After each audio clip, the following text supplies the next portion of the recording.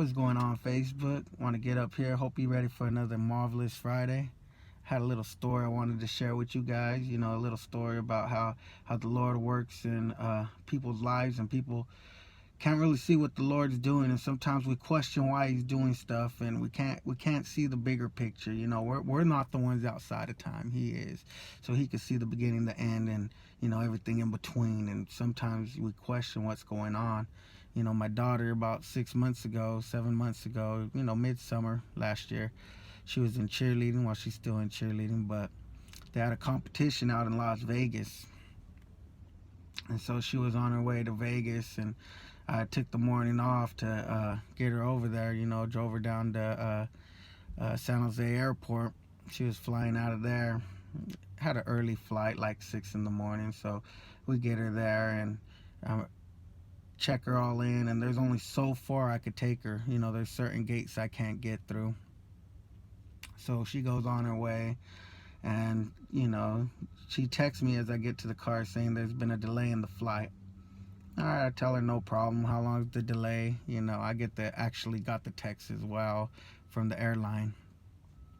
She said, oh, it's just an hour. All right, no problem. So I started driving to Gilroy because I didn't want to start to hit any traffic. Got to Gilroy, and she texted me there was another delay, but no problem. We're starting to board right now. All right, cool. I go to Salinas, start heading to Salinas. Now it's about 10 and 11 in the morning. I get there. I get a text. They unboarded the plane. I don't know what's going on, but they're canceling the flight. We need to reschedule the flight. I go, oh man. So I start driving back up there and trying to figure out what's going on. And she's texting me. She's a little distraught because she don't know what's going on. She's telling me that she needs to be there by 5 because they got a team dinner and they got so much stuff going on. And we're trying to find her a flight. The next flight don't leave till like 7 in the evening, and it has a delay in Los Angeles, so it won't get to Vegas till like 11. And we're trying to figure it out. She's telling me I could buy her another ticket to another airline, and that's gonna cost like $300. And I'm like, man, I'm not gonna do that. And so we're trying to figure it out. I pick her up. She's mad. I tell her, let's go eat breakfast, which, always brings a smile to her face, but she's still mad. And I'm explaining to her, I'm like, God's going to get you there.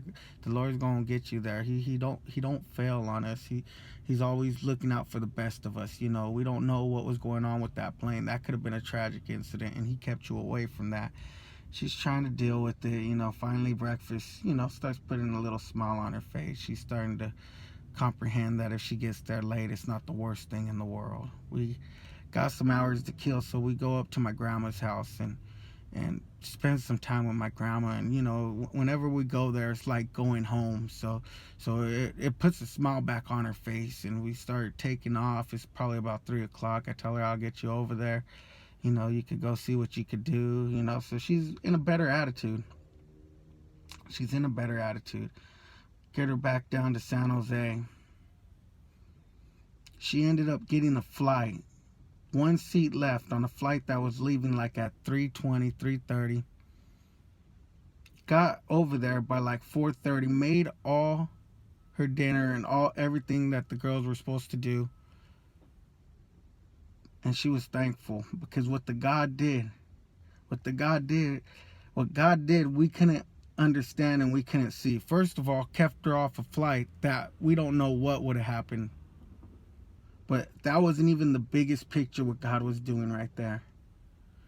God let her spend time with their grandma. See, my grandmother passed away 6 months later. And although that wasn't the last time that my daughter, spent time with my grandmother, it was the last time that she had the one-on-one time with her, and the time just to relax. And everyone wasn't around. It was just her and my grandmother. I mean, I was there, but still, it was what God did was so much bigger and so much greater than we even expected, and still put her where she needed to be on time. It's amazing what God does. Sometimes we question Him. We don't know why we're in the situations that we're in. And we don't think that it's for our greater good.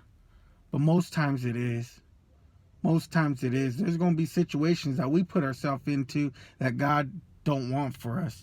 But when God puts us in a situation and it seems tough, it seems hard, we're only going to build character from that. We're going to build that relationship. We're going to build stronger. So I encourage y'all to walk in faith.